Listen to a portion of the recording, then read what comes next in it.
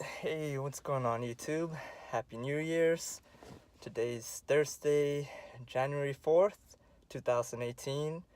It really hit me actually that it's already 2018. I know New Year's was a few days ago, but man, time definitely flies.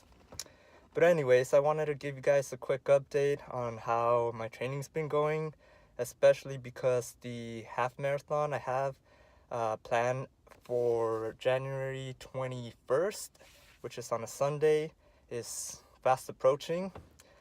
So in terms of running, my training has been really good. I actually had about a week off from work because of the holidays. And during that week off, I was able to get quite a lot of running in. The type of running I should be getting, especially getting this close to the half marathon and the marathon itself. So in total, I think I ran around 27 miles a week, or that week that I was off, which still isn't a lot, but it's definitely a lot more than I've been running. I've only been running about, I want to say 6 miles a week, honestly. Like, my runs are 3 to 4 miles, and I've been running 1 to 2 times a week, sometimes twice a week. But this week off, the Saturday, I ran like 2.4 miles. The next Sunday, 3.6. Monday, 4.8. And again, if you're uh, noticing the pattern, it's in 1.2 mile intervals just because that's how long a lap is around where I do my runs. But yeah, so Monday was 4.8 miles. Tuesday, I took off. Wednesday, I did 6 miles. And then I ran 10 miles, I believe, Friday or Saturday.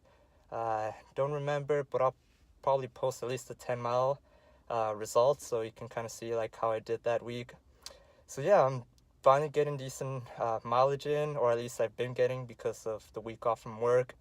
And yeah, 10 miles, that's, really close to half a marathon. Half a marathon's 13.1. So I could do an extra 3 miles, no problem. So again, my goal originally was just to finish the marathon. Same with like the half marathon, which I knew I could do because I've ran that much before. And, right now, more recently, I've done 10 miles. So finishing isn't a problem anymore. But I guess my competitive nature is coming out. And I am, especially as I'm getting a lot closer to these races, I am I am a little more concerned about how much time it takes me to finish. So I believe the 10K I ran, I did in like 50 something minutes. And when I did the math, 10K times 2 would be around 12 miles or so. So if I double the time I took to run that 10K and add maybe an extra 10 minutes for the extra mile or so that I would need to complete a half marathon, I think I calculated to uh, be on pace to run the half marathon about an hour 50 for sure, which is my goal. I definitely want to finish for sure, definitely under 2 hours, but ideally under an hour 50 minutes, and an hour 40 to an hour 45 would be uh, a goal that I would really like to get. If it doesn't happen, that's okay, but that's what I'm gonna aim for, especially because, like I said, that competitiveness is coming out in me, and I do want to do well in this race. As far as my gym training's been concerned, I actually didn't go to the gym very often. I'm gonna be honest with you guys. I think I went to the gym once. I think that Tuesday that I took off from running was when I went to the gym. I went with a friend from middle school actually, so it was cool catching up with him. I hit a chest and back workout, and after that, I didn't go to the gym. I mean, I normally go to the gym after work because there's an LA Fitness right next to my work. And I mean, I have like two LA Fitnesses by my house, but I don't know. It was like, vacation time, and I just didn't feel like driving much. So I ended up doing a couple of home workouts. So for my leg day, I did, legs at home. I have a barbell and some weights. So of course I wasn't able to go heavy since I don't have a squat rack yet. But I did front squats. So like I basically kind of like cleaned it. I never took like an Olympic lifting class or anything, so I'm not too knowledgeable when it comes to like, cleaning, or I think it's cleaning when you pick up the barbell and like, put it like on your clavicle. But that's kind of what I was doing, probably with like terrible form. But I was just like, with lightweight, I was able to clean the weight and just do a couple of front squats. And that's what I did. So really light squats. And I also like kind of like clean and then like press the barbell over my head so I can like do a couple back squats. I think I was doing just like a 25 each side of the barbell, so a total of 95 pounds. I do have an Olympic barbell, 45-pound barbell. So that's what I did for my leg day. Deadlifts, I did deadlift twice during my time off because I got off on a Friday and I didn't get back until January 2nd for work. So I had like 2 weekends actually. So both weekends I did deadlifts. So that was my deadlift day.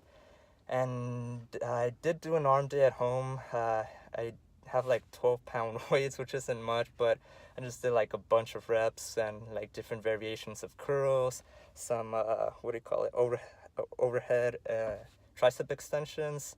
And then I did like with the barbell, and yeah, that's kind of what I did for arms and shoulders. I did overhead press with the barbell. And that was my workout for the vacation I had. And now I'm back. I've been back for a week or like 3 days. And yeah, the first day back, I did do a leg day. I did legs. So a little backstory. I commute from LA and I work in Irvine. And that friend from middle school that I was talking about also works in Irvine. And he lives like 2 streets down from my house. So we've been carpooling. Today we didn't carpool, but we've been carpooling. And that first day we carpooled, we went and hit a leg day together. And I actually did his workout.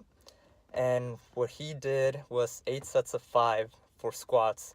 And that was the entire workout. I've never done that many sets. And I never done a squat only leg day. Although many times when I've squatted, that I've wanted to, because like squats can be very tiresome. And I know a lot of powerlifters do that. They'll hit like a intense squat session or a bench session, deadlift, and that'll be all they do. And I've been wanting to focus more on strength, more powerlifting type training, but I still do incorporate more bodybuilding type exercises. So I'll do my main compound movements like my squat, bench, deadlift, and overhead press. But depending on the day, I'll still do my like accessory work. I'll do like leg extensions, leg curls. But that's because I normally do 3 to 4 working sets of squats. And since I did 8 working sets of 5, I was doing 185 pounds, a plate and a quarter. For those that don't know, a plate is a 45-pound plate, and a quarter is, well, a 25-pound plate. But yeah, that's what I was doing, 8 sets of 5 with 185 pounds. And since the week before, I didn't really squat. Again, I was squatting like 95 pounds, front squatting. So like, when it takes time off from like doing workouts, you kind of like need to get back into it slowly. And that was kind of like a pretty intense squat session, but it was good. And yeah, right now I was sore out. Today I did kind of like a full upper body day. I did like 3 back exercises, 3 chest exercises, and 1 bicep and 1 tricep exercise. And yeah, I was doing some incline dumbbells, and just like putting the dumbbells on my, like when I set up, I like put the dumbbells like on my legs so I can like kick them up. And yeah, just leaving the dumbbells there really hurt because my legs were pretty sore. So it's interesting, like I feel like if you do just squats for your leg day, if you do a lot of reps and a lot of sets, I think that's more than enough, to be honest. Because again, like many times I've wanted to like just squat and call it a leg day, but the more bodybuilder in me kind of like always did some accessory works. But I don't think you really need that, to be honest. I felt pretty sore just squatting, and it could also be because I took time off, but still, like, I think there's definitely some value in just squatting, and all these accessory work is kind of more like fluff and puff, or that's how I like to call it, fluff and puff, or just like, exercises to kind of finish off the legs, but I really believe in like heavy compound movements. But yeah, that's kind of where I'm at right now. Since I normally don't put any gym footage, I do at least want to put up what I did today. And today I did some banded bench press, so I thought it'd be pretty cool to put that up. I did record it, so why not put it up? And yeah, so like I mentioned, I did 3 back, 3 chest, 1 arm exercise, but I did bench last. It was pretty full. I mean, it could be because of, New Year's. And by the way, I'm glad that people are starting their fitness journeys. A lot of people hate on, those New Year's gym goers, but I mean, that's fine. I mean, as long as they're starting, that's okay. No need to hate on them. Like, if anything, we should be encouraging these people to not just start, but to continue with their fitness goals. And yeah, the gym might be a little more crowded, but that's fine. I mean, there's plenty of space for everyone, and you got to make do with what you have. But yeah, like I was saying, unfortunately though, since the gym was so full, I did have to bench last, and I was already pretty tired, so I put on some really light weight.